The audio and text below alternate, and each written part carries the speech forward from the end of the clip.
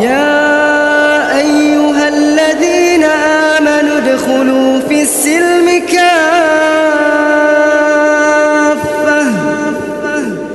ادخلوا في السلم كافة.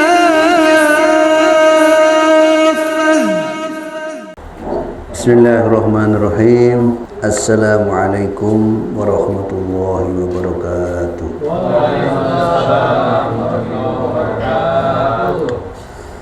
Alhamdulillahi rabbil alamin. Wa bihi nasta'inu ala umuri dunya waddin. Wassalatu wassalamu ala ashrafil anbiya'i wal mursalin wa ala alihi wa sahbihi ajma'in. أشهد أن لا إله إلا الله وحده لا شريك له وأشهد أن محمدا عبده ورسوله اللهم صل وسلم وبارك على محمد وعلى آل محمد. ويا عباد الله أوصيكم ونفسي بتقوى الله فقد فاز المتقون.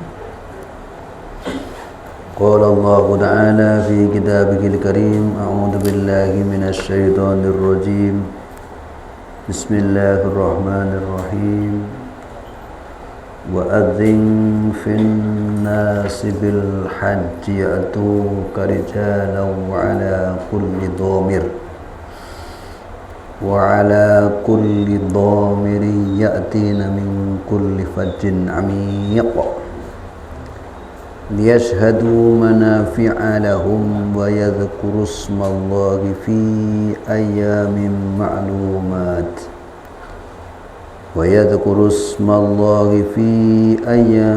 معلومات على ما رزقهم من بهيمة الأنعام فكلوا منها وأطعموا البائس الفقير. صدق الله العظيم. Alhamdulillah, puji dan syukur kita panjatkan kehadirat Allah Subhanahu wa taala atas segala limpahan karunia, rahmat, hidayah, inayah kepada kita semua, sehingga pada malam ini kita masih bisa bermuajahah, bersilah ukhuwah, thalabul ilmi. Mudah-mudahan hadirnya kita semua pada majelis ini betul-betul dinilai oleh Allah menjadi amal yang lebih baik daripada sholat 1000 rakaat sholat sunnah. Salawat dan salam tidak lupa kita sampaikan kepada Nabi Muhammad SAW, para keluarganya, para sahabatnya, dan tentu kita selaku umatnya. Mudah-mudahan di yaumil akhir nanti mendapatkan syafaatnya. Amin ya rabbal alamin. Hadirin para alim, para kesepuhan, para asatidz yang dimuliakan Allah Subhanahu wa taala, tak terasa dari pekan ke pekan, dari malam Ahad ke malam Ahad berikutnya, maka pada malam ini kita sudah sampai di bulan haji, bulan Dzulhijjah. Tanggal berapa, Pak? Kalau kita pakai ru'yatnya wali Mekah, ru'yat yang berkuasa di Mekah, itu 1 Dzulhijjahnya jatuh pada hari Jumat atau malam Jumat. Jadi malam Jumat itu sudah masuk tanggal 1 Dzulhijjah. Jadi pemerintah Saudi Arabia itu sudah menetapkan wukuf itu jatuh pada tanggal 9 Dzulhijjah yang bertepatan dengan tanggal 15 Juni, hari Sabtu. Berarti kalau tanggal 9-nya Sabtu, 10 Dzulhijjahnya adalah Ahad. Tapi kalau kita lihat beberapa ormas yang sudah mengumumkan sholat Idul Adha, Muhammadiyah sudah mengumumkan sejak awal Idul Adha-nya hari Senin, tanggal 17 Juni. Sepeda di bayinya. Jadi memang disinilah perlu ada semacam kesepahaman ya. Karena puasa Arafah bagi yang tidak haji, sholat Idul Adha bagi yang tidak sedang melaksanakan ibadah haji. Yang sedang ibadah haji tentu tidak puasa Arafah, tidak juga sholat Id. Karena pada tanggal 9 mereka sedang wukuf di Arafah. Besok paginya mereka malamnya sudah mulai berangkat ke Musdalifah, dan besok pagi subuh sudah harus sampai di Mina. Kemudian nanti mereka lempar jumroh sampai kemudian hari tasyrik berlalu, bisa sampai tanggal 12 atau bisa menyempurnakan sampai tanggal 13. Lalu bagaimana dengan kita yang sedang tidak haji? Bagi kita kaum muslimin yang sedang tidak melaksanakan ibadah haji, ada ibadah-ibadah yang bisa kita kerjakan. Ada yang sudah mulai mau berpuasa tanggal 8 Tarwiyah. Ada yang kemudian mulai puasa sehari saja, puasa Arafah tanggal 9, dan tanggal 10-nya Idul Kurban, menyembelih hewan kurban. Inna a'tainakal kautsar fasholli lirabbika wanhar. Ketentuan ini mestinya terkait dengan satu rangkaian bulan haji. Ada yang haji, ada yang tidak sedang haji. Tentu antara yang haji dengan yang sedang tidak haji itu ketentuan syariatnya mestinya sama. Jadi kalau misalnya ada yang sudah mengumumkan bahwa 1 Dzulhijjahnya itu jatuh pada hari Sabtu, jadi nanti kemungkinan di Indonesia ada yang puasa Arafahnya hari Sabtu, ada yang puasa Arafahnya hari Ahad. Nah, jadi ada 2 tanggal nanti untuk pelaksanaan puasa Arafah. Ada 2 hari juga untuk pelaksanaan, karena kalau lihat kalender itu cuti bersamanya hari Selasa. Berarti Seninnya udah bisa dipastikan itu adalah Idul Adha, karena cutinya biasanya kalau sudah jadi keputusan begini susah untuk bergesernya. Kenapa susah? Karena harus menghitamkan semua kalender yang udah merah di hari Senin. Itu tidak mudah. Atau mengubah SKB, surat keputusan bersama antara beberapa menteri yang menetapkan cuti bersama hari Selasa, menggeser ke Senin, itu susahnya minta ampun. Jadi bisa 99,9% tidak akan bergeser. Biasanya Ormas Muhammadiyah itu menjadi patokan yang lebih dulu dibandingkan dengan pemerintah. Sekarang malah terlambat sekali dari pemerintah Saudi, karena sholat Id, puasa itu tidak bisa dipisahkan dengan yang sedang haji, yang sedang wukuf, yang sedang haji. Nah, kalau kemudian kita menentukan sendiri puasanya, menentukan sendiri Idul Adhanya, maka patokannya Ka'bah yang mana gitu, wukuf yang mana itu. Jangan-jangan wukuf yang di Semarang itu yang tiruan. Ka'bahnya juga segede Ka'bah di Mekah, yang kan makom Ibrahimnya persis seperti Mekah, replikanya Mekah ada di Semarang gitu. Ya, jangan-jangan ru'yat hilalnya ke sana gitu.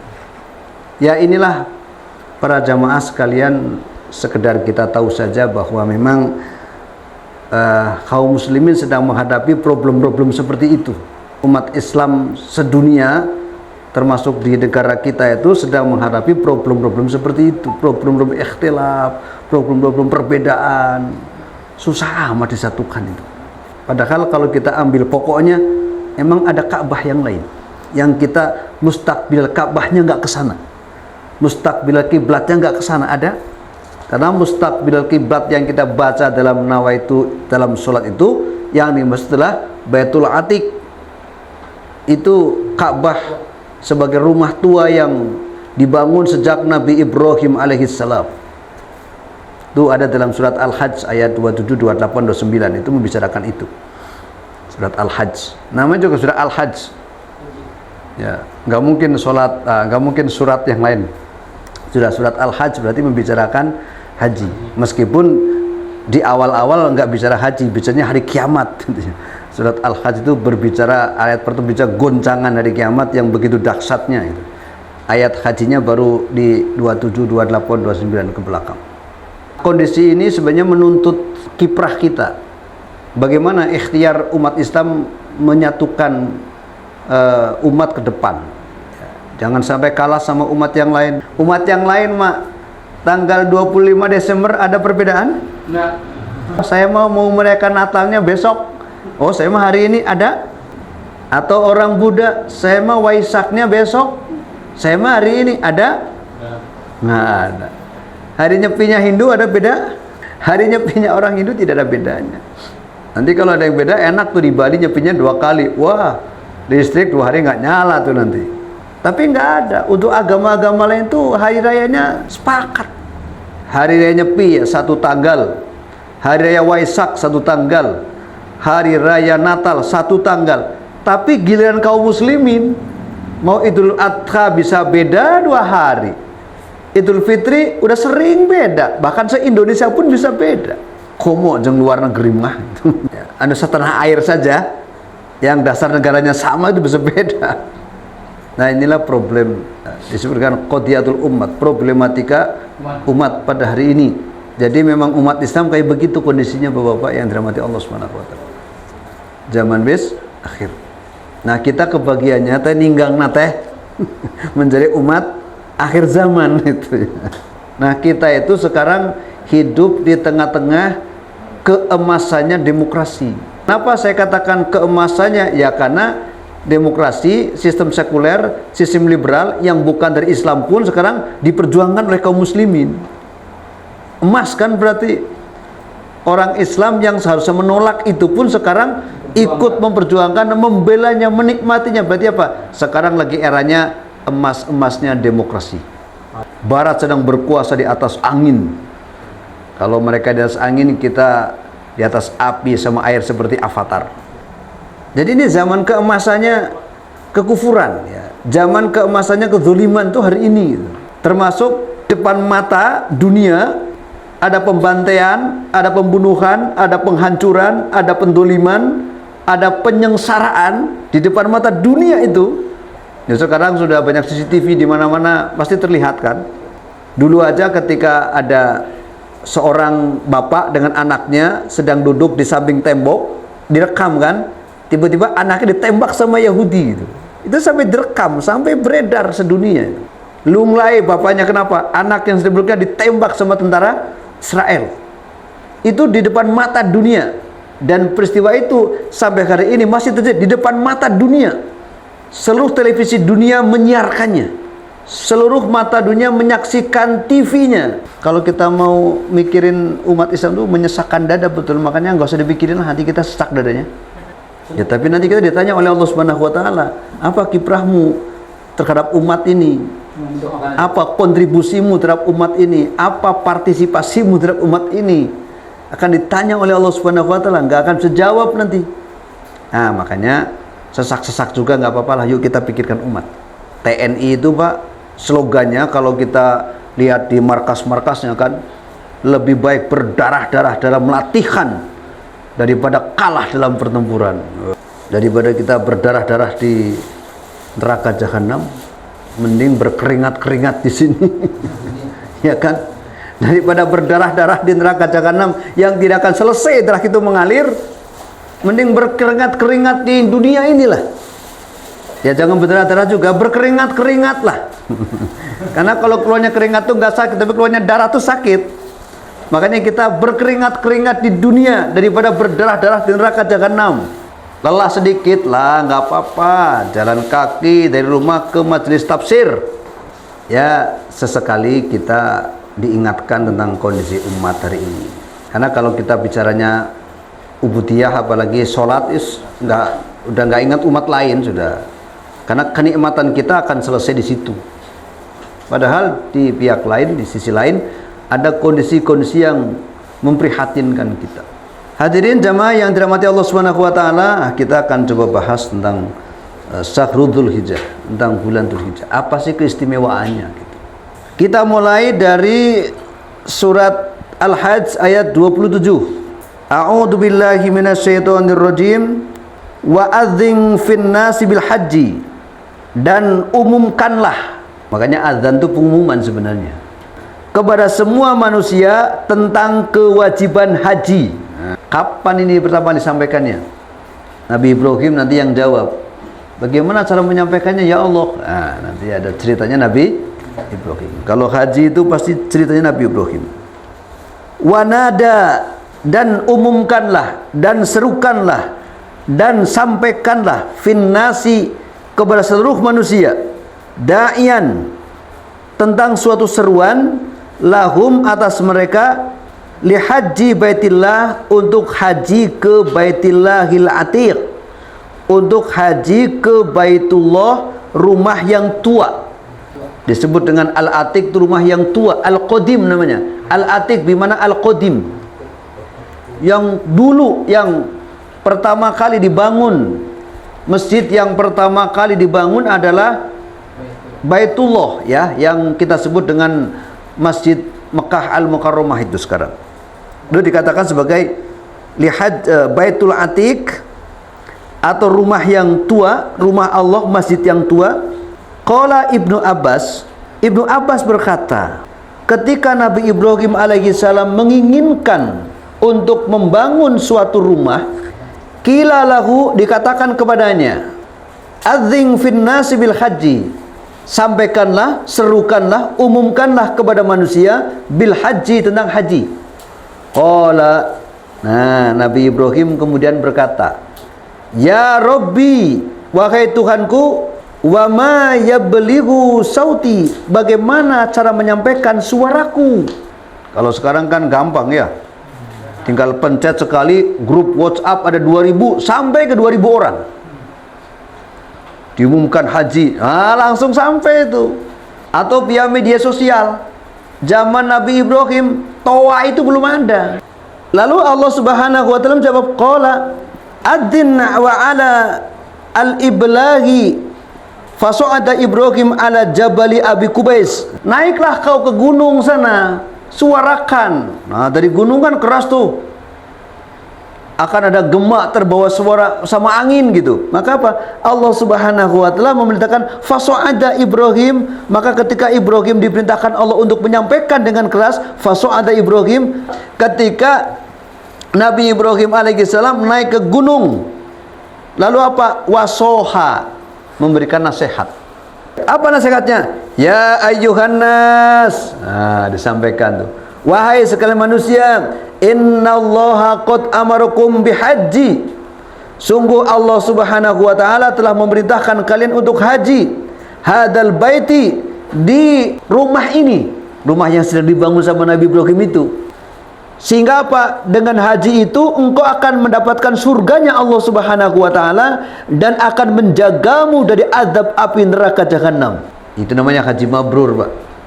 Balasan haji mabrur itu tidak ada lain kecuali surga. Al-hajjul mabrur laisa alaihi, tidak ada balasannya illal jannah, kecuali surga. Mudah-mudahan yang sudah pernah haji jadi haji yang mabrur. Fahajju, maka hajilah kalian. Nah, jadi ketika Nabi Ibrahim alaihissalam memberikan nasihat kepada manusia, ya, fahajju, maka hajilah kalian. Namanya baru disuruh haji kan masih bingung ya, gimana caranya haji itu Ibrahim? Nah, mereka kan nanya, sama kayak anak-anak kita yang belum tahu sholat. Ayo nak sholat, belum tahu sholat, maka apa? Seperti apa sholat bapak? Ajarkan sama bapaknya, sholat tuh begini, begini, begini, begini. Puasa nak ya, besok puasa seperti apa pak? Gini, gini, gini. Sama dulu ketika Nabi Ibrahim alaihissalam menyeru mereka haji, kan belum tahu tata caranya. Maka mereka pada bertanya, bagaimana? Fa'ajabuhu man kana fi aslabir rijal. Laki-laki, perempuan-perempuan, mereka menyambut panggilan Nabi Ibrahim alaihissalam dengan apa? Menjawabnya dengan menggunakan kalimat talbiyah, labbaik Allah. Labbaik Allahumma labbaik. Itu kalimat ini, kalimat labbaik Allahumma labbaik yang kita sebut dengan talbiyah itu, ya pertama kali disampaikan oleh umatnya Nabi Ibrahim alaihissalam ketika mereka diseru untuk haji. Berapa ribu tahun Pak sebelum Nabi Muhammad? Pokoknya beribu-ribu tahun lah. Lama sekali. Beribu-ribu tahun kalimat itu sudah ada. Mereka menjawab labbaik Allahumma labbaik. Maka ketika mereka menjawab panggilan Nabi Ibrahim alaihissalam, ya'tuka, mereka mendatangimu, rijalan, dari kalangan laki-laki, wa ala kulli domir, mereka menunggang unta-unta yang kurus. Ya belum ada mobil Pak. Kalau sekarang panggil haji pakai Garuda ya, atau pakai Saudi Airline. Lalu mereka menjawab begitu, ay ya'tuka masatan ala aqdamihim aw raqibana ala kulli jamalin. Mereka datang memenuhi seruan Nabi Ibrahim alaihissalam dengan mengendarai, termasuk di dalamnya mereka mengendarai jamal, unta. Ya, karena waktu itu yang ada baru unta gitu. Tapi ada yang jalan kaki. Termasuk apa? Yatina min kulli fajjin amik. Mereka datang dari arah-arah yang jauh, dari segala arah yang jauh. Jauhnya waktu itu kan tadi sebatas suara Nabi Ibrahim sampai kepada mereka.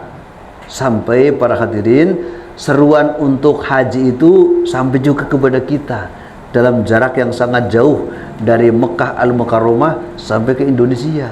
Seruan dari Allah Subhanahu wa taala kemudian mereka laksanakan. Yatina, nah kata-kata yatina itu merupakan bentuk takrimatan, penghormatan. Yang manggilnya kan sebenarnya Allah Subhanahu wa taala, tetapi melalui lisan Nabi Ibrahim alaihi salam. Allah memberikan kehormatan kepada mereka. Takrimatan laga liqastika al-hajj, yang dimaksud adalah haji. Allah menjelaskan di sini, haji yang mereka lakukan itu untuk apa? Liyashhadu manafi'alahum, agar mereka menyaksikan berbagai macam bentuk manfaat-manfaat dari mereka. Oh, manfaatnya besar, Pak. Setiap ibadah itu selalu ada warningnya. Salat ada warningnya, wawailul lil musallin, supaya kita hati-hati dengan salat itu. Makanya Allah warning, celakalah bagi orang yang salat, alladzina hum an salatihim. Ini warning supaya apa? Salat itu nggak sembarangan salat gitu. Dikasih peringatan oleh Allah supaya apa? Supaya salat kita benar-benar gitu. Khusyuknya dijaga, rukunnya dijaga, syaratnya dijaga, ya. Kemudian adabnya dijaga, supaya apa? Supaya tidak sahun, seperti yang sudah kita bahas beberapa pekan lalu. Haji juga ada. Ketika dikatakan liyashhadu manafi'a, para ulama menjelaskan bahwa manfaat haji itu bisa bersifat diniyah, bisa bersifat duniawiyah. Ada manfaat yang bersifat keagamaan, ada manfaat yang bersifat keduniawian. Nah, jebakannya di situ. Rasul pun memperingatkan orang-orang yang berangkat haji, nanti banyak yang terjebak ke sana itu. Makanya wajar kalau Nabi juga memberikan warning, hati-hati dengan yang haji. Jangan sampai bergeser niat ke sana malah jadi belanja, bukan kemudian untuk takarub kepada Allah Subhanahu wa taala. Hadirin jamaah yang dirahmati Allah Subhanahu wa taala, disebutkan bahwa liyahduru, agar mereka hadir, manafi'alahum kasiroh, manfaat yang banyak, diniyatan wa dunyawiyatan. Nah, ini bisa manfaat keagamaan atau bisa manfaat keduniaan. Diniyatan apa itu? Banyak ibadah di sana. Kalau kita mau tawaf setiap hari ya boleh saja. Tawaf sunnah, bukan tawaf haji. Ya tawaf di sana. Ketika masuk ke Masjidil Haram ya tawaf aja, tambah sa'i misalnya gitu. Jadi kalau tawaf itu seperti kita sholat lima waktu aja. Karena syaratnya tawaf itu sama dengan syaratnya sholat. Nutup aurat, tidak boleh punya hadas, segala macam itu ada gitu. Jadi bisa kapan itu manfaat keagamaan tuh di sana. Termasuk itu kalau di Masjid Madinah itu banyak halqoh, banyak kelompok-kelompok yang sedang belajar. Apa manfaat duniawinya? Ya tadi, ya nggak apa-apa, kita ke sana beli sorban, kita ke sana beli kopiah, beli apa segala macam. Para hadirin yang dirahmati Allah Subhanahu wa taala, wa yadhkuru smallahi fi ayyamin ma'dudat. Kemudian mereka menyebut nama Allah Subhanahu wa taala fi ayyamin, pada hari-hari maklumat yang telah ditentukan. Ala ma razaqahum min bahimatil an'am, ai wa yadhkuru inda dzabhil hidayah wad duhaya. Mereka kemudian menyebut nama Allah Subhanahu wa taala tatkala menyembelih hewan-hewan kurbannya. Yang tidak sedang haji, di sini juga disunahkan untuk menyembelih hewan kurban. Mereka menyebut nama Allah Subhanahu wa taala fi ayyamin nahr, mulai tanggal 10. Sebagai apa? Syukron lillah, sebagai bentuk bersyukur kepada Allah Subhanahu wa taala. Ala ni'maihi, atas segala nikmat yang Allah Subhanahu wa taala berikan, wa ala ma razaqahum, dan atas segala rizki yang Allah berikan kepada mereka, wa milkuhum, dan atas kepemilikan mereka, minal an'ami, dari berbagai macam bentuk kenikmatan-kenikmatan. Apa saja yang dikorbankan? Satu, al-ibili, unta. Wal baqari, sapi. Wal ghanami, domba dan kambing. Qala Ar-Razi fihi tambihun ala annal ghardu al aslu dzikru asma'ihi ta'ala inda dzabhi. Kenapa ketika kemudian menyembelih hewan itu harus menyebut nama Allah Subhanahu wa taala, supaya apa? Membedakan dengan orang-orang musyrik. Orang musyrik mungkin apa aja terserah mereka. Nah, maka supaya beda dengan nyembelihnya orang musyrik, maka apa? Allah ajarkan kepada kita ketika menyembelih dengan menyebut nama Allah Subhanahu wa taala. Bismillahirrahmanirrahim, Allahu Akbar. Karena mau menumpahkan darah, jangan bismillahirrahmanirrahim. Allah ajarkan saya begitu.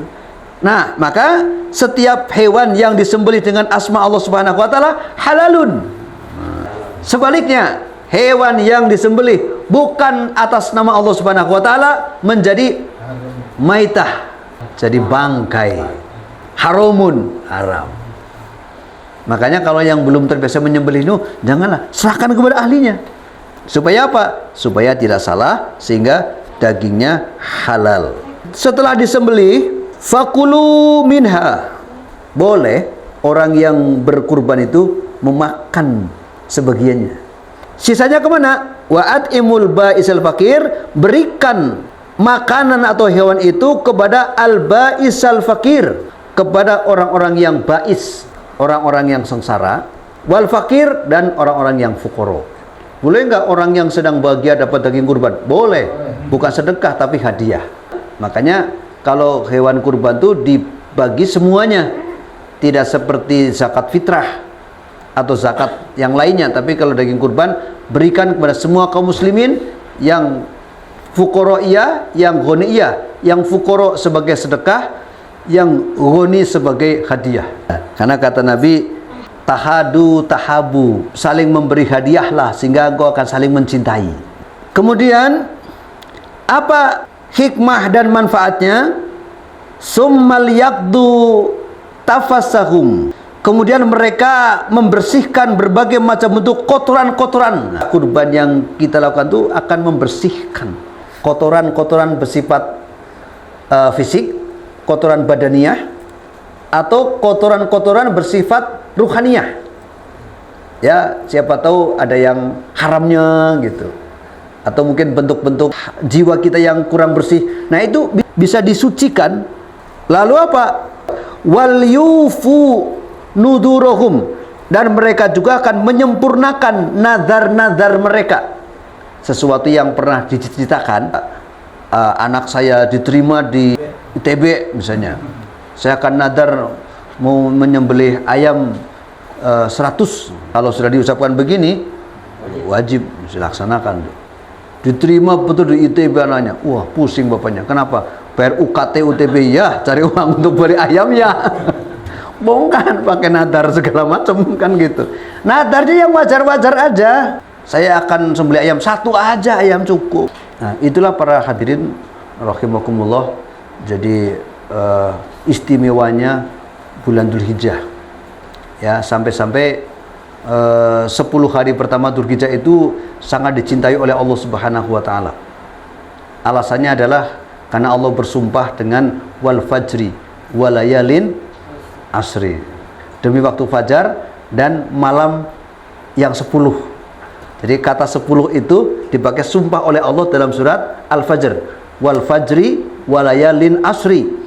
Nah, maka para mufassir mengatakan yang dimaksud dengan 10 malam itu adalah 10 Dzulhijjah, bukan 10 Ramadan. Kalau 10 Ramadan ada dalilnya tersendiri, ada Lailatul Qadar sendiri itu. Nah, makanya diantara keistimewaannya tadi 10 malam 10 hari Dzulhijjah, ya silahkan bisa diisi dengan berbagai macam bentuk amal soleh, zikir kepada Allah, baca tasbih, sedekah, puasa sunnah, Senin, Kemis silahkan. Nah, nanti masuk kemudian puasa sunnah Dzulhijjahnya, ada tarwiyah, ada arafah.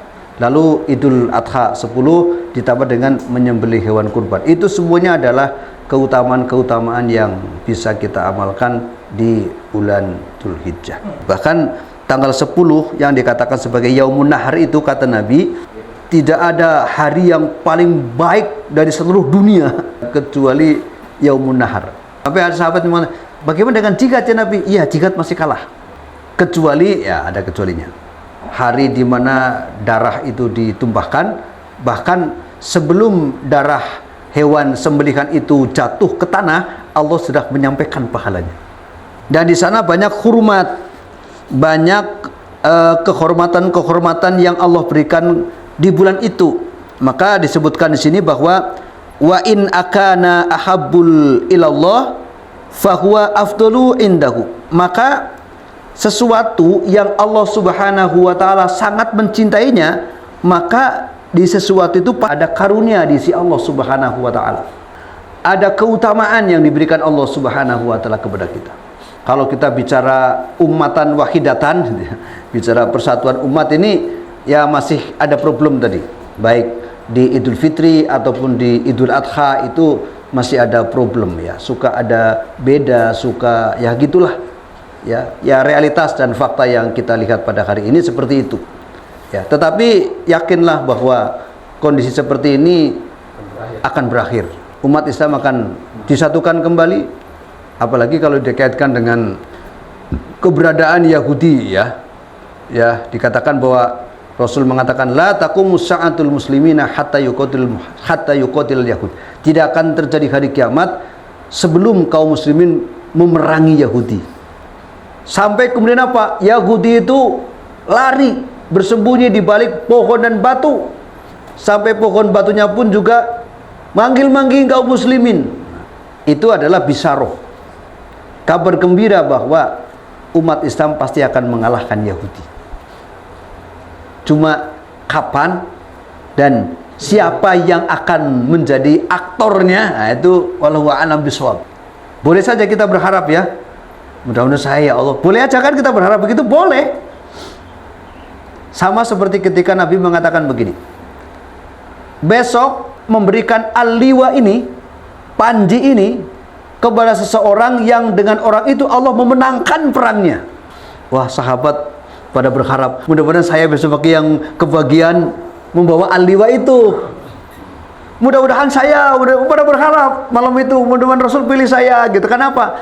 Pasti orang yang disebut Nabi itu orang yang dimuliakan dan surgalah tempatnya.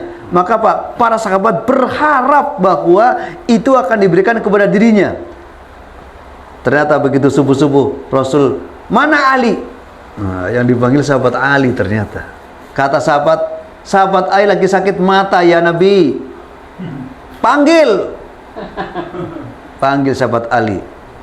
Diusapin dengan Fatihah, sembuh itu yang namanya sakit matanya sahabat Ali. Ternyata apa? Allah memberikan al-liwa'nya kepada beliau. Baik para hadirin yang dirahmati Allah Subhanahu wa taala, itu saja pembahasan kita pada malam hari ini terkait dengan Syahrul Hajj dan sejarah atau histori tentang bagaimana haji itu diwajibkan Allah Subhanahu wa taala kepada Nabi Ibrahim, kemudian ditetapkan juga menjadi rukun Islam yang kelima untuk umat Nabi Muhammad sallallahu alaihi wasallam. Terima kasih.